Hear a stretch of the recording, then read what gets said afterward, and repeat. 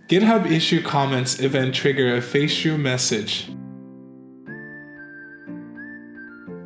First, we will go to cloud.vanus.ai.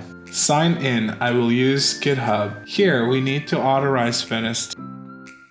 Use Vanus Cloud to trigger a message to Feishu when someone leaves a comment in your repository. Click Sign In. Install and authorize.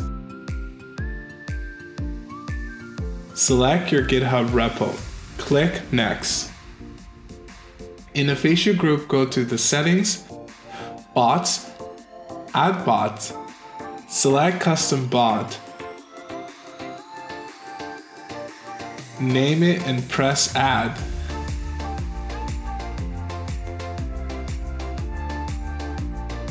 Copy the payload URL. Let's name it and press Submit.